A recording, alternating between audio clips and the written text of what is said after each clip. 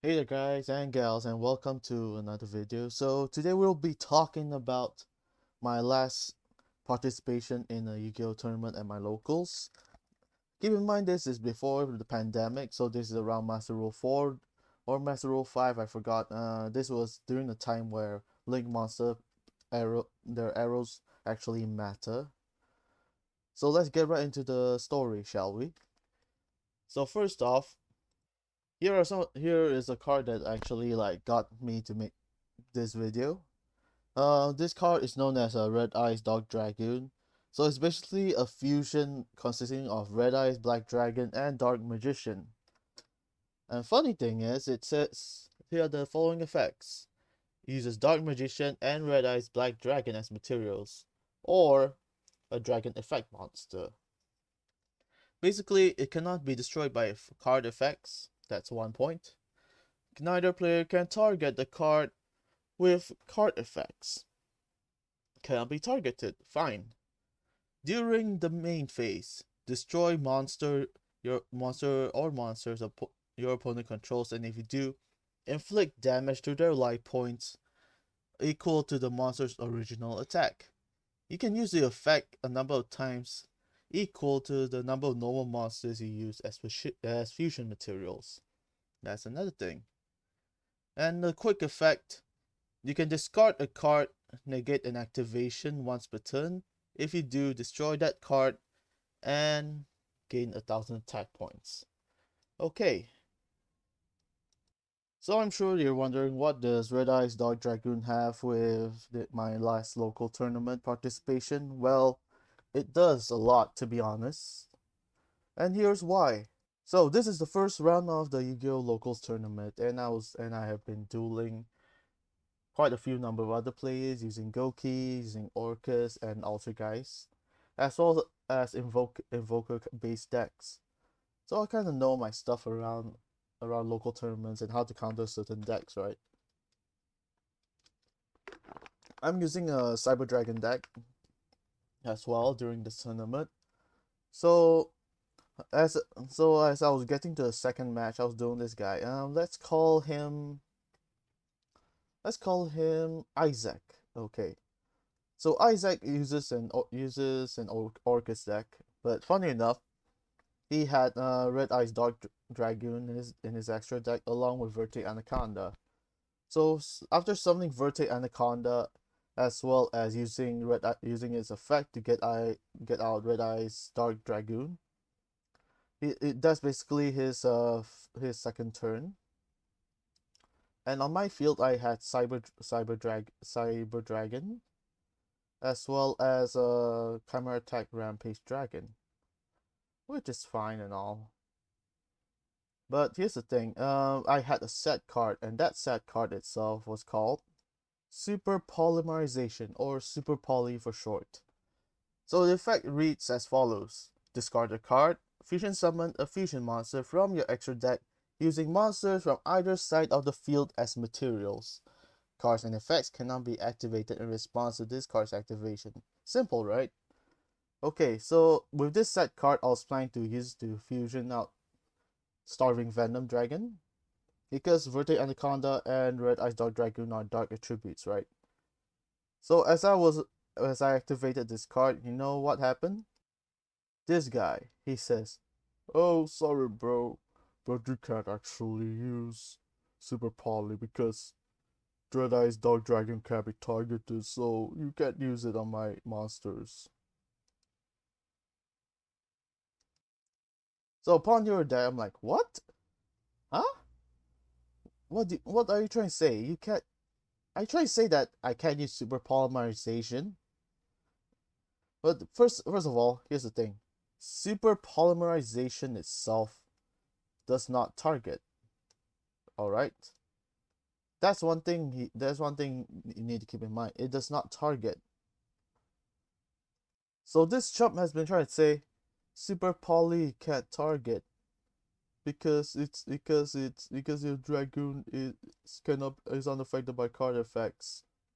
Oh, is that so? It's unaffected by card effects, eh? Then please do explain to me why I can't use it. It does not say that it does not say it's although it says it's not targeted by card effects, but super polymerization means that you can respond. You can't use the effect previously mentioned to destroy it or negate and destroy, because it says right here, cards and effects cannot be activated in response to the activation to this card's activation. So what's the deal? At this point, I was always like thinking, what what does he mean by I can't use super polymerization? Super polymerization has been OP card for years, and you're trying to tell me that I can't use super poly at all when I'm using it for a fusion summon? Because from what I remember from the effect is it cannot be used as it cannot be targeted, but it does not state that it cannot be used as a fusion material. So what the heck? And then keep in mind this was when Red Ice Dog Dragoon just came out, so I wasn't entirely sure of the effects that time. And now that I know the effects, I actually want to go back in time and give myself a swift kick to the face. So because he basically just popped my super poly and he gains extra boost of 1000 attack points. And then I told him, okay, in that case I'm gonna use Ash Blossom on you. No, not Ash Blossom. I was gonna use Effect Veiler so that I'll negate all effects of all the monsters on the field.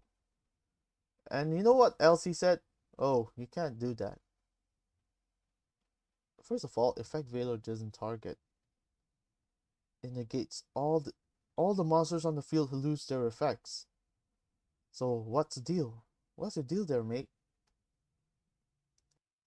So without like another form of hesitation to call for a judge, and just my normal naiveness, just trusting my opponent because it's his card and he should know the effect and whatever, I just went along with it. And it's no surprise I lost to him, and he actually proceeded to win like first place in the local tournament as well. So that's basically the gist of it. However, this really bugged me during that time, so I went ahead and asked a few of the local veteran players, and as well as the judge, whether he was able to activate that effect. And surprisingly enough, no, he shouldn't be able to do that. My super polymerization will still go through and will still use his monsters as fusion materials, meaning it was a misplay, or he deliberately cheated just to get a win over me. And this was not okay. This was not okay to me at all, because first of all, it's a card game. That's one thing. Second of all, why would you cheat in a children's card game? That's one thing. I know a lot of people have focus on this game itself and try to get better at it, but bro, this was not the way. This is not the way. This is not the way to do it, my friend. So suffice to say that it's important to know the effects of your opponent's monsters as well as your own. Read through the cards thoroughly. But the problem with me is during this time we are playing the OCG in OCG, so most of our cards are Japanese, so we can actually like help read and confirm the effects ourselves. Unless you have like a basic knowledge of certain card text in Japanese, which will actually help a lot. So what is my advice on this? Read your opponent's card and your own clearly, because you don't want to end up like me, who acted like a dumb bitch and followed and just hear what your opponent has to say, you know. And that's all I have to say for now. And that's about it for the video. I like thank you so much for watching. And if you actually have your own form of like experiences in Yu-Gi-Oh where your opponent like deliberately misplays or states a certain effect that's not there, do let me know. because I want to hear your experiences as well.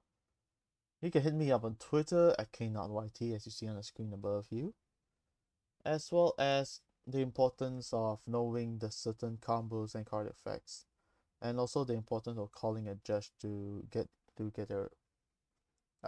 their own opinion on whether your opponent is able to do something like that. With that, I will say thank you for watching. Like and subscribe if you find this video interesting or informative, and stay safe. Goodbye.